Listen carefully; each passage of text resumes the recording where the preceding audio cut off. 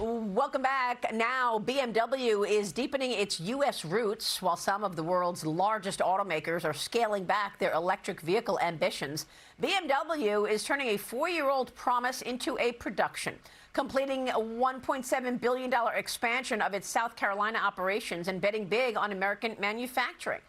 Spartanburg, already BMW's largest plant in the world, is now preparing to build the company's first ever U.S.-assembled, fully electric SUV later this year, with 5 more electric models planned by the end of the decade.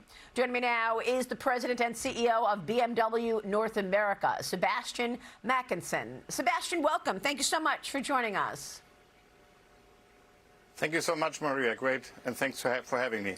Well, you are keeping your commitment to EVs. A lot of your colleagues in the industry have just thrown in the towel, saying, look, we went too far down this road. It's too costly. The vehicles are not selling. Why are you still wedded to the EV production promise? Because in the end, it's the choice of the customer. We call it technology openness. We have fantastic vehicles, and we want the customer to decide, do they want to buy that vehicle, for example, in this case, the new X5, in an electric version or in a combustion engine version. And we had never abandoned the combustion engine path, but we also do not abandon the electric path, because both have their place in the market and both have customers who like those choices. Yeah, and the X5, super popular. Now people will get an opportunity to either go gas or go electric with the X5.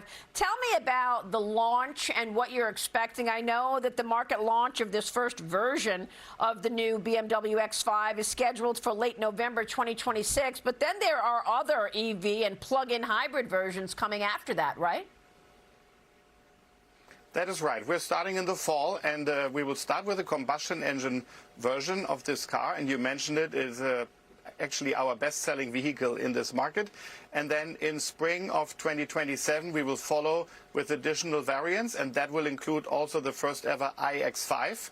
And as you mentioned, also the first time we produce an all-electric vehicle in the United States in South Carolina. You are also really using physical AI by using humanoid robots at this manufacturing plant. What can you tell us about that? I mean, those are things which we are going into, and going into the future with these technologies. We just showed the first applications of the Figure AI colleague there in Spartanburg, and it's really amazing how the progress is going forward in these things, and where with certain activities it is really an enhancement and a big support. It is mainly in the field of repetitive tasks where certain movements have to be made, where, for example, one part needs to be taken out of a certain box and has to be placed in a certain position before. It's those repetitive tasks, also sometimes where the movement is not necessarily maybe a nice one to do for a human colleague, where this figure robot comes into play and is a very resilient colleague in the workforce. Well, that's just incredible. I mean, this collaboration between robots and humans is setting a new standard for your industry. This is the first time we're really seeing this play out actively, humans working alongside robots to put the vehicles together. So we'll be watching that closely. Let me get your take on the cost of tariffs. I know that, you know, there are a lot of components in the vehicle that go across borders. What can you tell us of the impact of the president's tariffs on the business right now?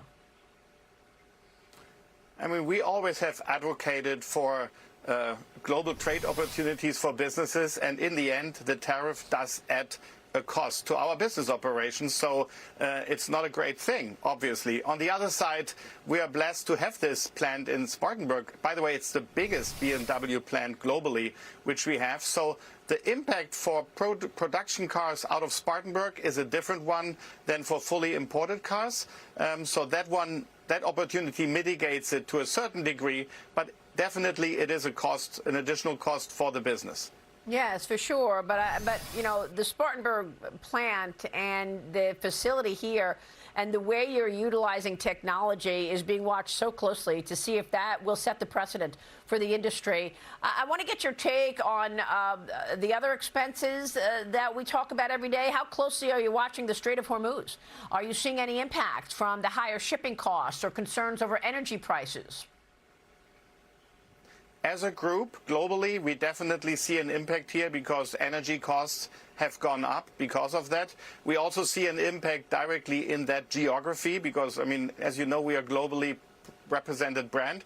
We do business in the Middle East and surrounding countries, and we have seen, unfortunately, a bit of an impact on our business there, but definitely cost of energy is something which we are watching closely and which is unfortunately also impacting our overall business.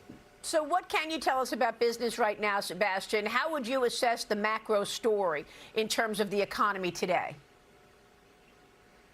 So in the U.S., I'm very happy and grateful that we could report a new record first half year. We could grow 4.7% in our customer deliveries. And I think the strategy with a great product, a great dealer network, but also a strong brand and excited customers really plays out here. The market, I would say, is in a solid position. We have seen more dynamic in the market, but we also have seen much different times. So in this market, we were happy to be able to grow. The overall market was slightly down, but to buck that trend was definitely something great to look at and to see and report about. All right. Well, we will be watching the progress. Sebastian, we so appreciate you walking us through it. Best wishes, and we will talk soon. Thank you so